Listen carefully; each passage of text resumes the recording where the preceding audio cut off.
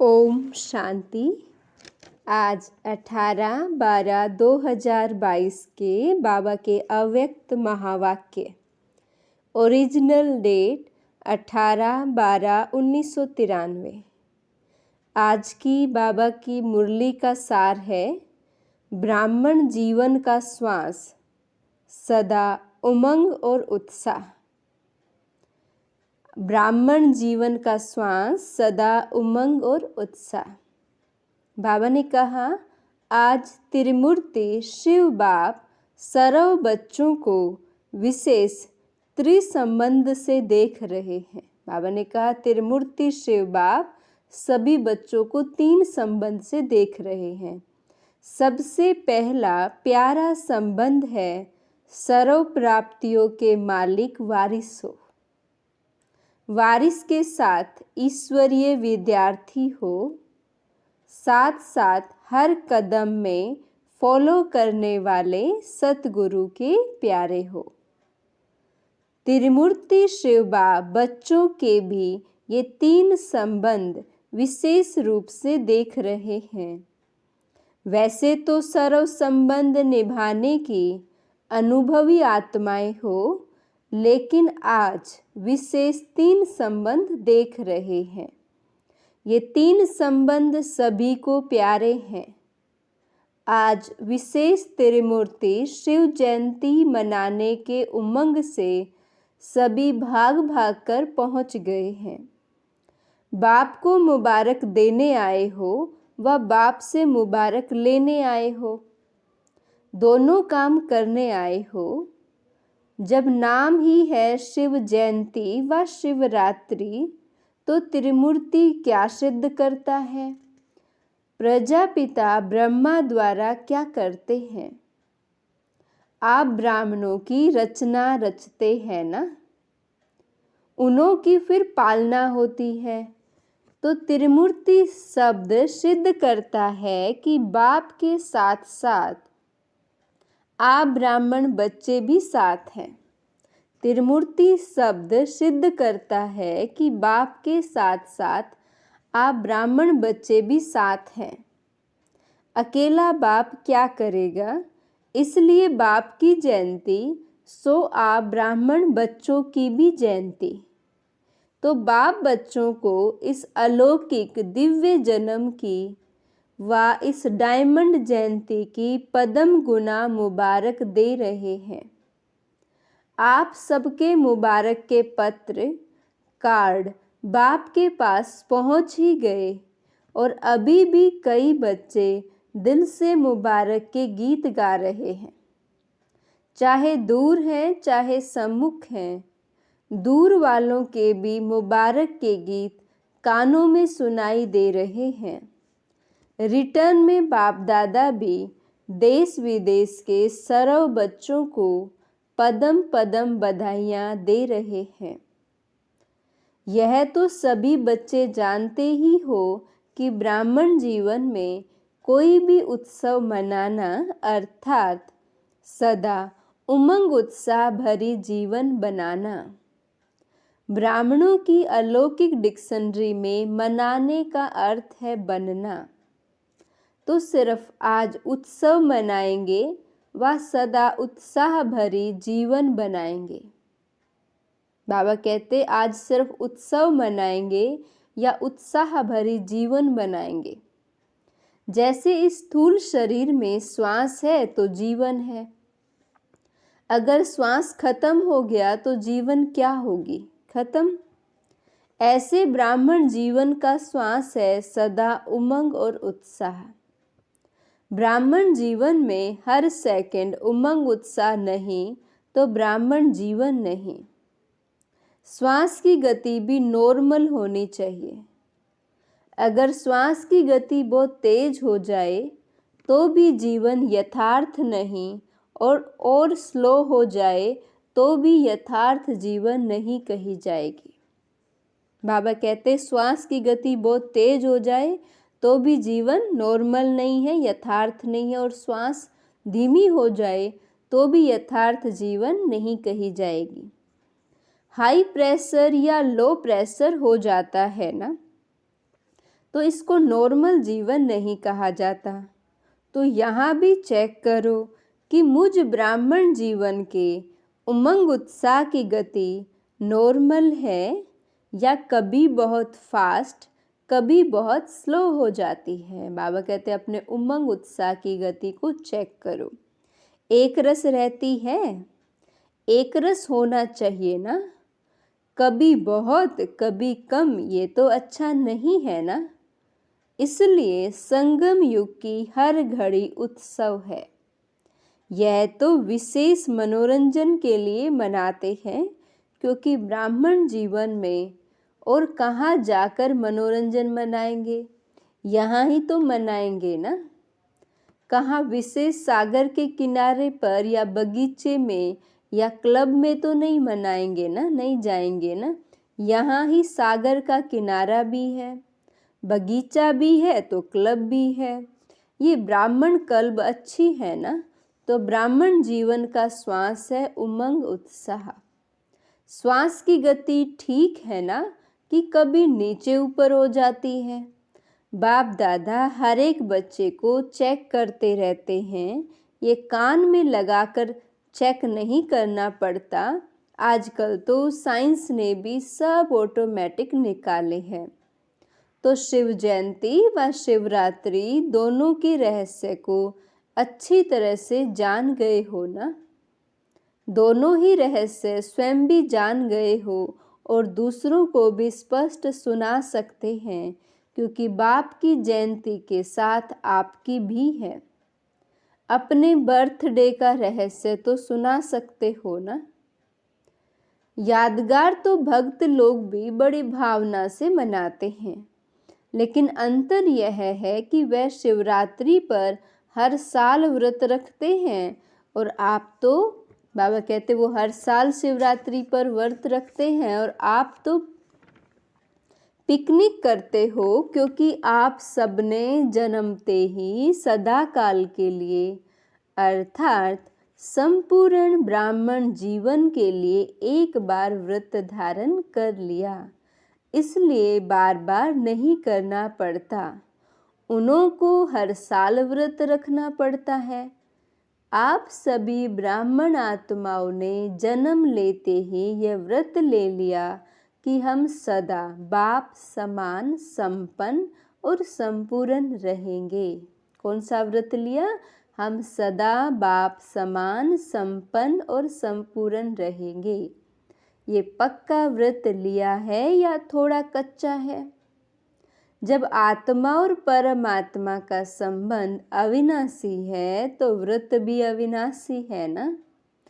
दुनिया वाले सिर्फ खान पान का व्रत रखते हैं, इससे भी क्या सिद्ध होता है? आपने ब्राह्मण जीवन में सदा के लिए खान पान का भी व्रत लिया है ना, कि यह फ्री है, खाना पीना जो भी चाहे खा लो। पक्का व्रत है व कभी कभी थक जाओ तो व्रत तोड़ दो। कभी टाइम नहीं मिलता तो क्या बनाएंगे? कुछ भी मांग कर खा लेंगे? पूछ रहे बाबा थोड़ा थोड़ा ढीला करते हो। देखो आपके भक्त व्रत रख रहे हैं, चाहे साल में एक बार भी व्रत रखते हैं, लेकिन मर्यादा को पालन तो कर रहे हैं ना। तो जब आपके भक्त व्रत में पक्के हैं तो आप कितने पक्के हो? पक्के हो? पूछ रहे हैं बाबा। कभी कभी थोड़ा ढीला कर देते हो, चलो कल भोग लगा देंगे, आज नहीं लगाते। यह भी आप ब्राह्मण आत्माओं के जीवन के बेहद के व्रत के यादगार बने हुए हैं। तो बाबा हमें पूछ रहे हैं कि आप अपने व्रत में पक्के हो।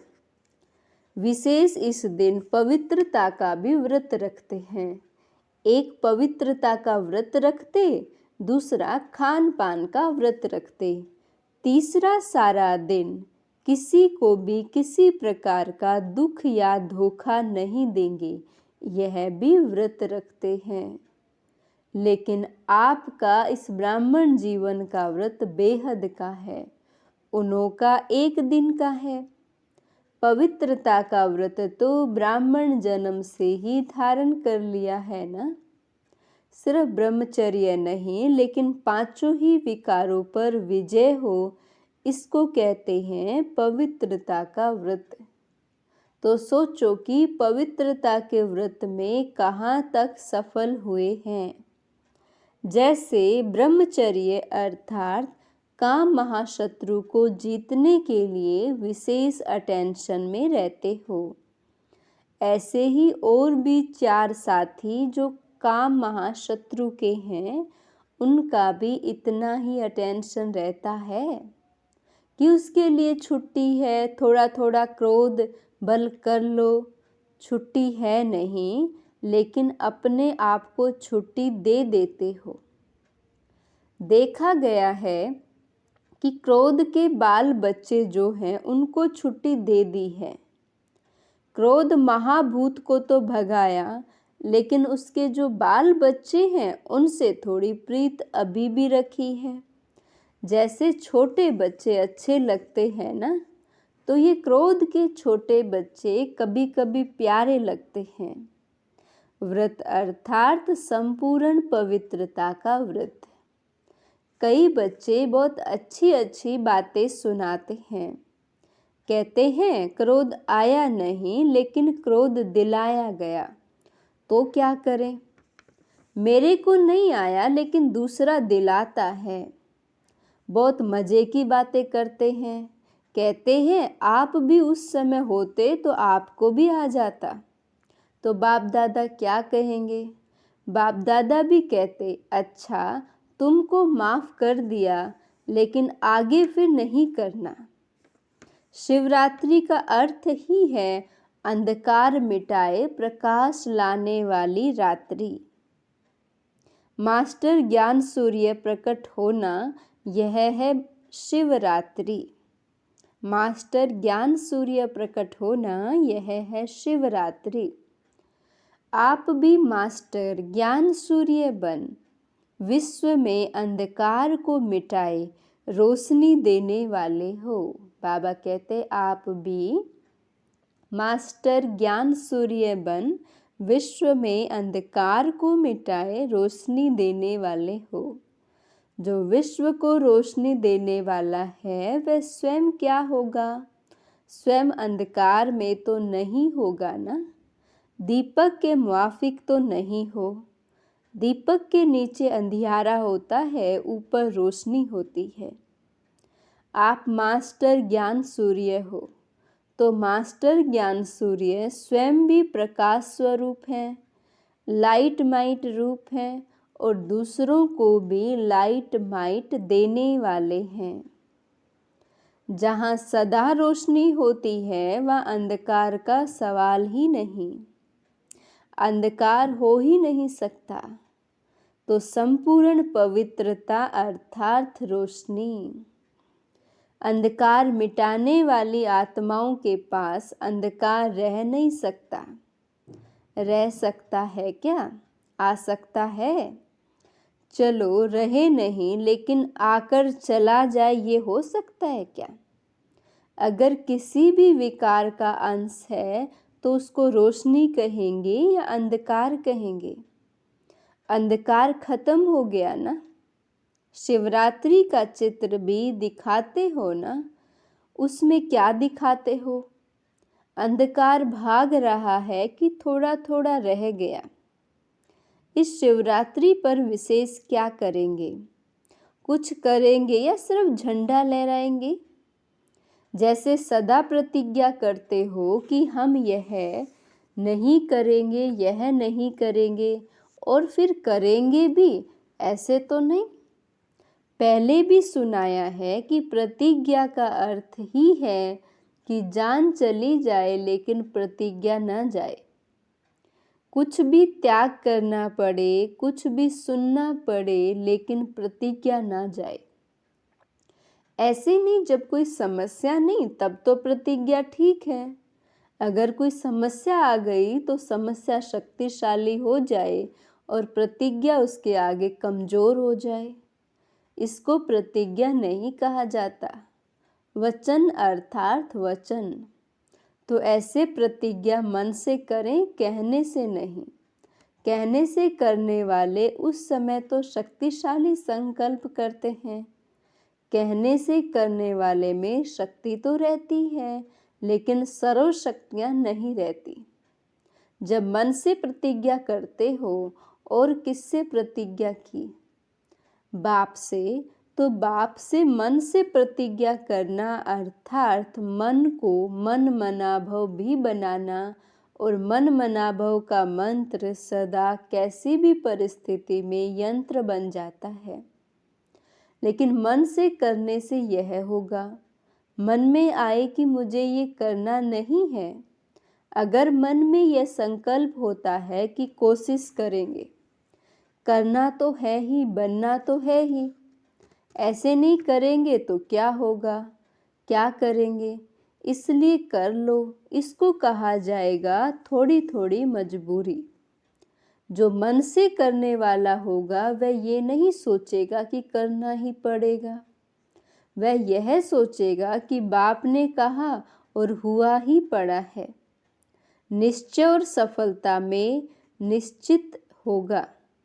यह है फर्स्ट नंबर की प्रतिज्ञा। सेकंड नंबर की प्रतिज्ञा है, बनना तो है, करना तो है ही, पता नहीं कब हो जाए। यह तो करना अर्थात तोता हो गया ना।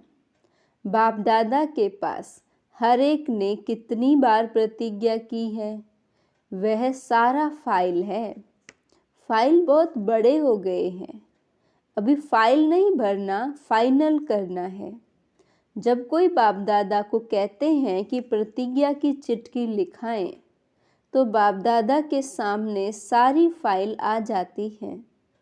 अभी भी ऐसे करेंगे? फाइल में कागज ऐड करेंगे कि फाइनल प्रतिज्ञा करेंगे?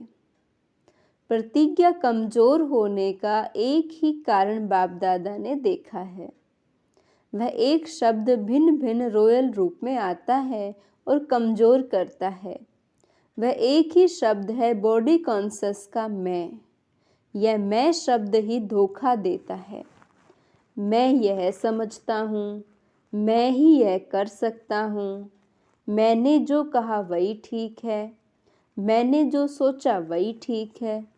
तो भिन्न भिन्न रॉयल रूप में यह मैंपन प्रतिज्ञा को कमजोर करता है। आखिर कमजोर होकर के दिल शिकस्त के शब्द सोचते हैं कि मैं इतना सहन नहीं कर सकता, अपने को इतना एकदम निर्माण कर दूं, इतना नहीं कर सकता, इतनी समस्याएं पार नहीं कर सकते, मुश्किल है। ये मैंपन कमजोर करता है। बहुत अच्छे रॉयल रूप है। अपनी लाइफ में भी देखो, यही मैंपन संस्कार के रूप में, स्वभाव के रूप में, भाव के रूप में, भावना के रूप में, बोल के रूप में, संबंध संपर्क के रूप में और बहुत मीठे रूप में आता है। शिवरात्रि पर ये मैं की बलि चढ़ती है। भक्त बेचारों ने तो बकरी के मैं करने वाले को बलि चढ़ाया, लेकिन है यह मैं इसकी बलि चढ़ाओ, यानी देह अभिमान के मैं की बलि चढ़ाओ। यादगार तो आप लोगों का और रूप में मना रहे हैं। बलि चढ़ चुके हैं या अभी थोड़ी मैंपन की बलि रही हुई है? क्या रिजल्ट है? प्रतिज्ञा करनी है तो संपूर्ण प्रतिज्ञा करो। जब बाप से प्यार है, प्यार में तो सब पास हैं। कोई कहेगा बाप से 75% प्यार है, 50% प्यार है। प्यार के लिए सब कहेंगे 100% से भी ज़्यादा प्यार है। बाप भी कहते हैं कि सभी प्यार करने वाले हैं, इसमें पास हैं। प्यार में त्याग क्या चीज़ है? तो प्रतिज्ञा मन से करो और दृढ़ करो। बार बार अपने आप को चेक करो कि प्रतिज्ञा पावरफुल है या परीक्षा पावरफुल है। कोई न कोई परीक्षा प्रतिज्ञा को कमजोर कर देती है। डबल विदेशी तो वायदा करने में होशियार है ना। तोड़ने में नहीं जोड़ने में होशियार हो। बाप दादा सभी डबल विदेशी बच्चों का भाग्य देख हर्षित होते हैं। बाप को पहचान लिया, यही सबसे बड़े ते बड़ी कमाल की है। दूसरी कमाल, वैरायटी वृक्ष की डालियां होते हुए भी एक बाप के चंदन के वृक्ष की डालियां बन गए। अब एक ही वृक्ष की डालियां हो, भिन्नता में एकता लाई। देश भिन्न है, भाषा भिन्न है, कल्चर भिन्न भिन्न है, लेकिन आप लोगों ने भिन्नता को एकता में लाया। अभी सबका कल्चर कौन सा है? ब्राह्मण कल्चर है। यह कभी नहीं कहना कि हमारा विदेश का कल्चर ऐसे कहता है, या भारतवासी कहे कि हमारे भारत का कल्चर ऐसे होता है। ना भारत ना विदेश, ब्राह्मण कल्चर। तो भिन्नता में एकता, यही तो कमाल है। और कमाल क्या की है? बाप के बने तो सब प्रकार की अलग अलग रस्म रिवाज दिनचर्या आदि सब मिलकर एक कर दी। चाहे अमेरिका में हो, चाहे लंदन में हो, कहाँ भी हो, लेकिन ब्राह्मणों की दिनचर्या एक ही है या अलग है? विदेश की दिनचर्या अलग हो, भारत की अलग हो नहीं, सबकी एक है। तो ये भिन्नता का त्याग, ये कमाल है। समझा क्या क्या कमाल की है? तो जैसे आप बाप के लिए गाते हो ना कि बाप ने कमाल कर दी, आप फिर गाते हैं बच्चों ने कमाल कर दी। बाप दादा देख देख हर्षित होते हैं, बाप हर्षित होते हैं और बच्चे खुशी में नाचते हैं। सेवा भी चारों ओर, विदेश की देश की, सुनते रहते हैं। दोनों ही सेवा में रेस कर रहे हैं। प्रोग्राम सभी अच्छे हुए हैं और आगे भी होते रहेंगे। यह दृढ़ संकल्प यूज किया, अर्थात सफल किया। जितना दृढ़ संकल्प को सफल करते जाएंगे, उतनी सहज सफलता अनुभव करते जाएंगे। कभी ये नहीं सोचो कि यह कैसे होगा, कैसे की बजाय सोचो कि ऐसे होगा। संगम पर विशेष वरदान ही है असंभव को संभव करना। तो कैसे शब्द आ नहीं सकता, यह होना मुश्किल है नहीं। निश्चय रखकर चलो कि यह हुआ पड़ा है, सिर्फ प्रैक्टिकल में लाना है। यह रिपीट होना है, बना हुआ है, बने हुए को बनाना अर्थात रिपीट करना। इसको कहा जाता है सहज सफलता का आधार। दृढ़ संकल्प के खजाने को सफल करो। समझा क्या होगा, कैसे होगा? नहीं होगा और सहज होगा। संकल्प की हलचल है तो वह सफलता को हलचल में ले आएगी। अच्छा, चारों ओर के सदा उत्सव मनाने वाले, सदा उमंग उत्साह से उड़ने वाले, सदा संपूर्ण प्रतिज्ञा के पात्र अधिकारी आत्माएं, सदा असंभव को सहज संभव करने वाले, सदा हर प्रकार की परीक्षा को कमजोर कर प्रतिज्ञा को पावरफुल बनाने वाले, सदा बाप के प्यार के रिटर्न में कुछ भी त्याग करने की हिम्मत वाले, ऐसे त्रिमूर्ति शिव बाप के जन्म साथी ब्राह्मण आत्माओं को अलौकिक जन्मदिन की याद, प्यार और मुबारक। बाप दादा की विशेष श्रेष्ठ आत्माओं को नमस्ते। हम रूहानी बच्चों की रूहानी बाप दादा को याद, प्यार, गुड मॉर्निंग, नमस्ते। वरदान है आज, ज्ञान, गुण और शक्तियों रूपी खजाने द्वारा संपन्नता का अनुभव करने वाले संपत्तिवान भव। ज्ञान, गुण और शक्तियों रूपी खजाने द्वारा संपन्नता का अनुभव करने वाले संपत्तिवान भव। जिन बच्चों के पास ज्ञान, गुण और शक्तियों का खजाना है, वे सदा संपन्न अर्थात संतुष्ट रहते हैं। उनके पास अप्राप्ति का नाम निशान नहीं रहता। हद की इच्छाओं की अविद्या हो जाती है।